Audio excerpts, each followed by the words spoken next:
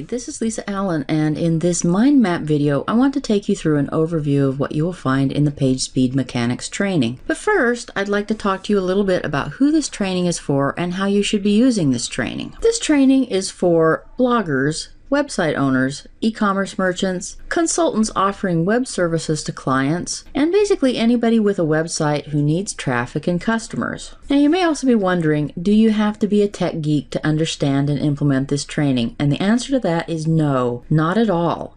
Even if you don't know much about websites, with this training you'll be able to follow step by step and implement page speed improvements on your website. Additionally, as you're going through the training, if you have questions, you can just ask those in the comments box below each video, and I will answer those as soon as possible. Now let's talk about how you should use this training. Unlike some trainings that require you to follow the videos in order and where you may fail to get results if you skip over something, page speed optimization is not all or nothing. I recommend that you do watch all of the videos so you will know how to optimize a website from top to bottom, but any of the steps where you take action to improve your page speed will pay off in a faster site and better conversions and more visitors. So do not worry if you do not implement everything right away. You will still see results from anything that you put into practice from this training. The more of these optimizations you implement, however, the better your results will be. Now let's dive into the mind map overview. So you can see that the course is split up into different types of optimization, and each type will have 2, maybe 3, sometimes 4 videos under each module. And at first in the training I'm going to talk to you a little bit about why page speed matters. And page speed is important because of user experience, and the user experience leads to conversion rates, and it affects your bounce rate, and whether people come back to your website or not is also affected by your page speed. And of course, we can't forget about SEO and rankings. You'll notice that Bing, Yahoo, and Google all have been shown to take page speed into effect when deciding where to rank your website. In Module 2, we'll just go quickly over site speed analysis. There are a number of free reporting tools that you can use to find out how your website is doing, and then I will also go over the actual reports that you get back from these tools with you and show you where to look for your page speed grade and the important parts of the reports. Then we'll also go over a section on where the bottlenecks in page speed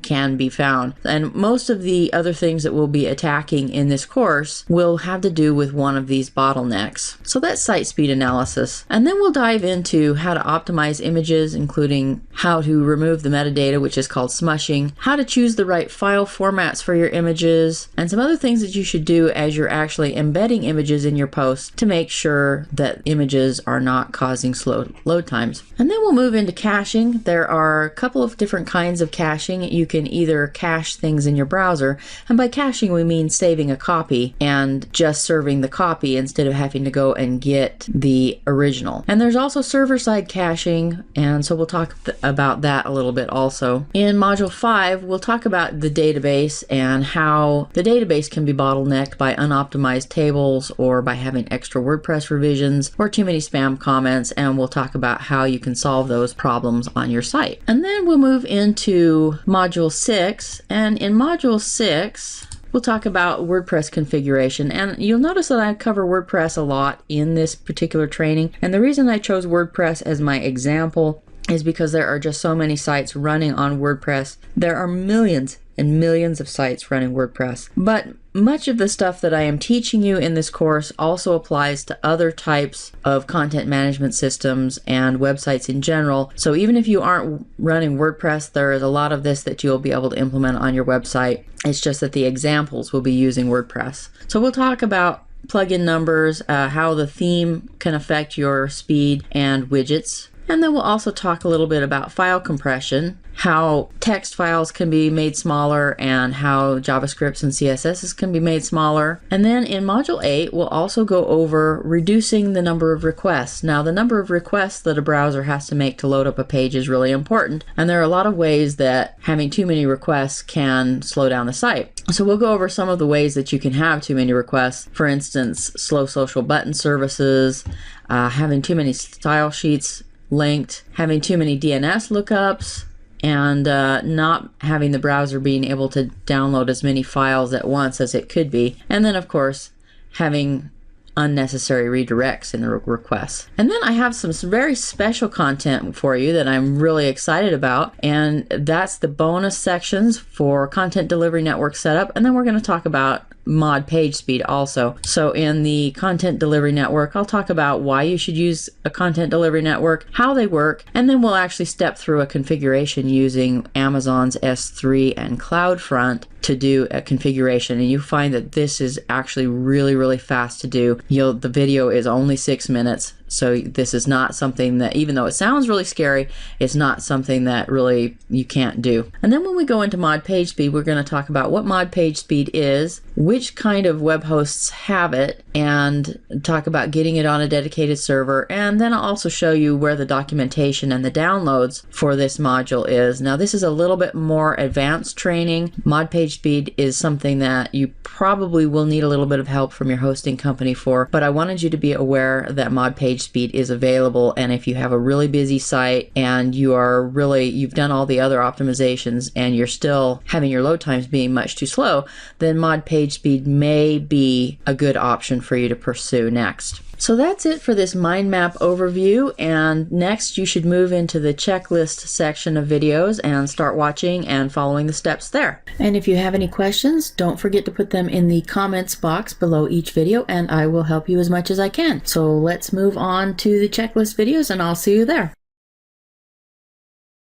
Hi, this is Lisa Allen, and I just wanted to walk you through a few of the features that are in the Image Smart Optimizer plugin. And basically what you're looking at here is your regular media library, and you'll see that after you've installed the plugin, you have some extra features here associated with each of the images. And basically these are different image sizes that can be created and generated by the plugin. If you have images that are previously uploaded, then you actually will have to do a little bit of a bulk action and just generate the images, or you can generate them individually. But what happens is that if you need, like you can see that this one doesn't have any extra image sizes generated. So in order to handle this one, I would just click the button here, and you can see that it was able to generate different image sizes.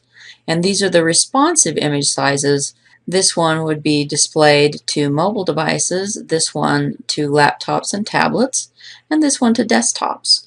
So on those that have all the check marks there, then all of these image sizes are available for inclusion in posts, and it will automatically choose the right one depending on the size of the device. And so you can automatically just see what is available here, and that it's created a bunch of these images that it will just include very intelligently based on the device that's using it. Now, some other things that are in part of the plugin: you've also got the responsive images settings here, and this is where if you want to include more different screen sizes, like say you wanted a size that was below 760 pixels wide, you could also make a 480.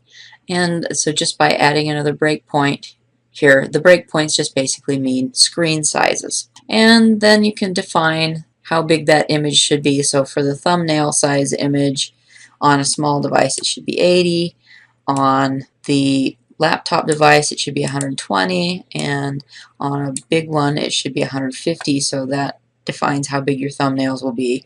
Also how big the medium size images will be, because you remember that WordPress generates several different sizes of images for you already, and this just takes it a little bit further by allowing different devices to even have their own versions of those images.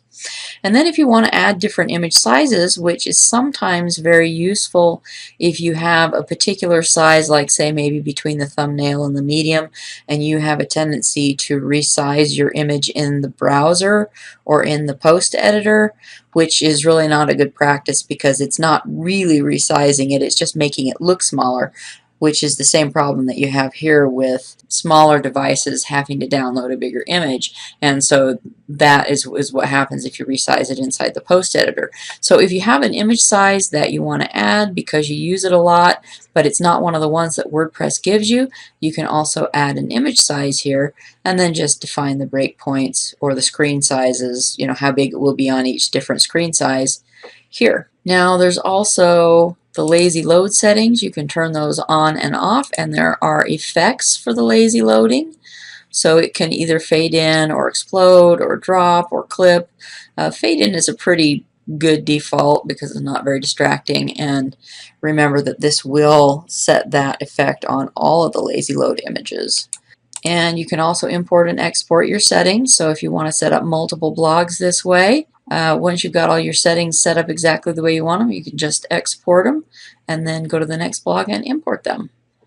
And then you've also got the sprites generator, which allows you to select how many images from the post should be combined at once at maximum. So 5 images per sprite. And basically a sprite is just a series of images that we expect to view them alone, but in order to kind of compress them and make it so that fewer requests have to be made to the server, we just hook them all together and have the browser download them all at once together. And so that's what you can do here. Like I said, the defaults are pretty good to use the sprites without attaching them, and you can define how many images it should combine. So if you have a post with 10 images in it and you have this set to 5, it would make 2 sprites. JPEG, I believe, is probably the best option for this, mostly because a lot of your images will be photos, and JPEG tends to render the most colors at the smallest size.